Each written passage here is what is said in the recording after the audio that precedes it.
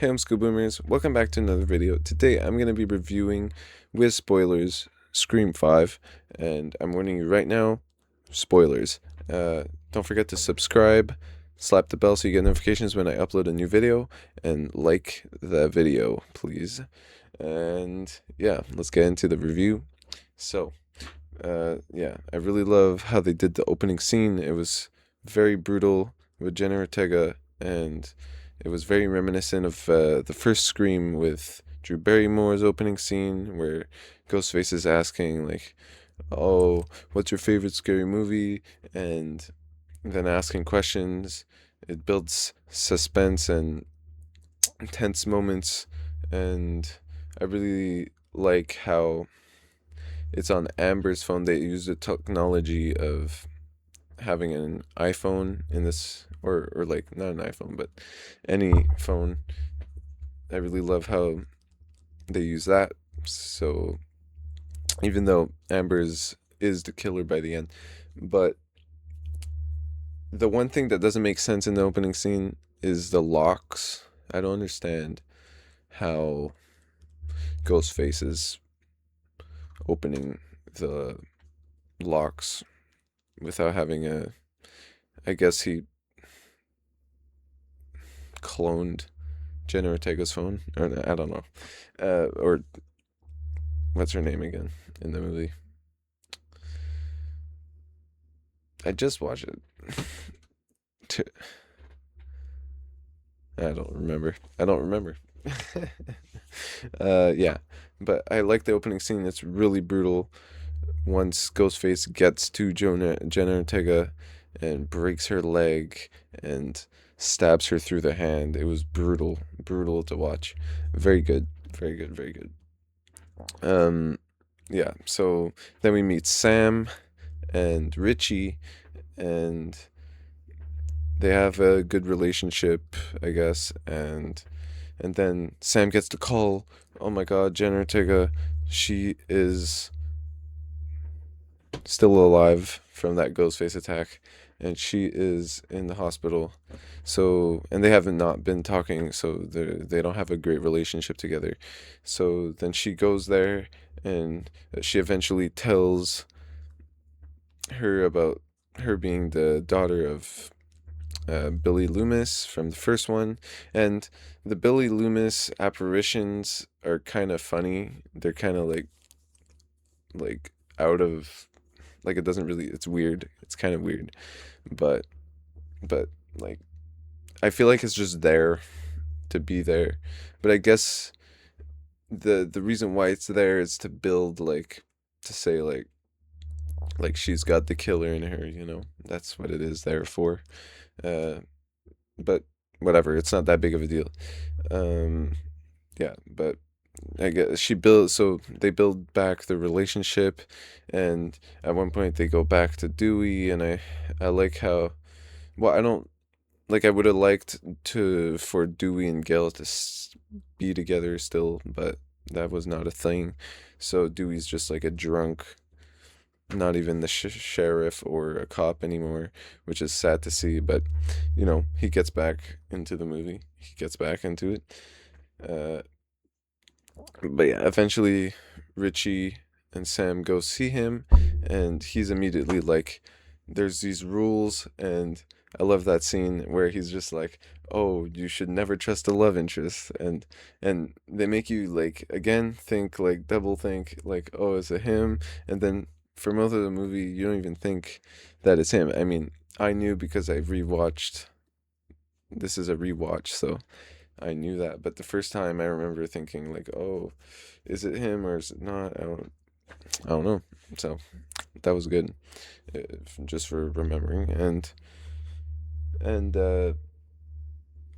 yeah, so I thought that was cool. And then at one point we get, like, Mindy and Chad, and Mindy again is here to tell us the new rules of a requel, where everybody can die pretty much, and sometimes I wasn't paying attention, but you know, whatever, something like that.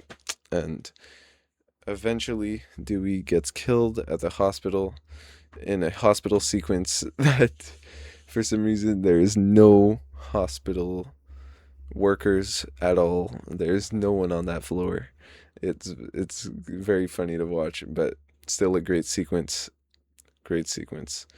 Um, and the way Dewey dies, I'm not too mad about it. I would have liked Dewey to stay, but it's fine. It's fine. I don't think they did him dirty or anything. But yeah, that was good. And then you see Gail and Sydney coming back. Sydney, since now we know she's in Pine Grove in California, she had to travel kind of far. No, no, not Pine Grove. I don't know. Non Pine Grove, California. But she had to travel pretty far, so to to to get to see Gail and Dewey and stuff. But yeah, she actually didn't even get to see Dewey. She just got a call from him. Actually, that's the last time they ever spoke. So that's sad. And yeah, so Gail and Cindy, they go up to Sam and they're like, "Come on, we gotta go kill this killer. We gotta kill these dudes. These dudes." And and Sam's just like, "No, I can't right now. This is not a good idea. It's not a good idea." Uh, so they make a so Richie, Sam, and Jenna, it's Ortega's character, are going to leave town for they're gonna leave town, and but then I don't remember why they have to go to the party. There's a reason why they have to go to the party, but they go to the party, and then they tell everybody to leave, and then that's when we get the I love that scene with well, there's a scene where Mindy and Amber are in the basement, and Mindy's like you should have asked someone else to come down here with you, and then oh, you shouldn't be down here with just me because I'm the killer and shit. And I love that scene. and there's also uh, the kill for Judy and Wes. I forgot to talk about. That's a good kill scene with all the fake jump scares when he's closing the doors and stuff. That's a good one. Uh, and then the neck. That's a good kill. Yeah. So they're at the party, and you get the Mindy scene where she's on the couch and she's watching Randy on the Stab movie, and they're both telling each other to look behind, and that's a great scene. And then yeah, I think, and then basically the whole ending at the Stu Macher house, I really love the ending.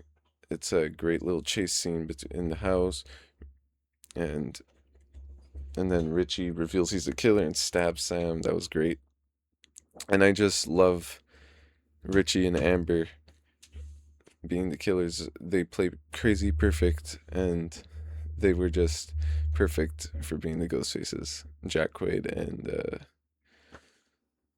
Mickey Madison or Mikey Madison. Uh, love them both, and yeah. So and I like the motive too because they hate the stab movies now, so they have to make a good stab movie, or they have to make them make a good stab movie because it should be based on real events. And I thought that was a good motive compared to Scream 7. Scream 7 was the ending was hilariously terrible, to be honest. And yeah, I love this ending. And then Sam just going berserk at the end, killing Richie, stabbing him like so many times. It was great. It was great. It was really good. Uh, and you just feel you're like, yes, please just kill this dude, just kill him. And then Amber going on fire, and that whole fight in the kitchen with Gail and Sydney, that was a great fight. And then her coming back at the end, obviously, where she's like running and she's on fire, shoot her in the head. That was great. And yeah, And then at the end, they're just all sitting, the ambulances, and they're talking to each other. And yeah, I thought it was a great movie. I actually didn't rate this yet, but I think I'm gonna rate it a 4 because I don't know, the like I feel like Cal Gallner's character is just there to be there, and he just dies to die. Like I thought he could have been maybe a little bit more of a character, but they chose for him to be, and it was kind of weird that he was just like Stu Macher's um son. I think I think his son. That was just weird, kind of.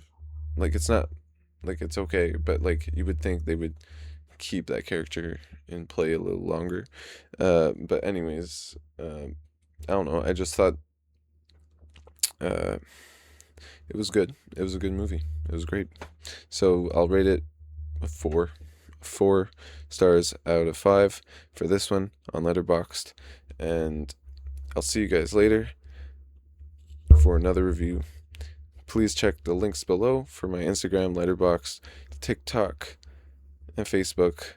And don't forget to subscribe, like the video, smash that bell to get notifications when I upload a new video. And thank you for watching. Bye.